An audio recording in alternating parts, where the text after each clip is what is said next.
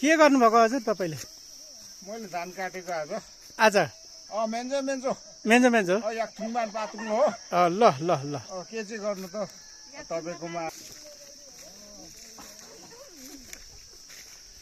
के छ पेरम ठुलै? ल है कति धान काटिसक्नुभयो? के गर्नु अब गेडो मुठो फन्क्याउनु पर्यो नि त हो। पर्यो यो खेतमा छोड्न मिलेन हो। हो भाइ यो चाहिँ कालो मास यता धान पनि यही धानमा यो मास पनि फल्छ। अर्गानिक हो। अर्गानिक एकदम अर्गानिक हो। आफ्नै बारीमा फलेको अर्गानिक वर्षैभरि खाने धान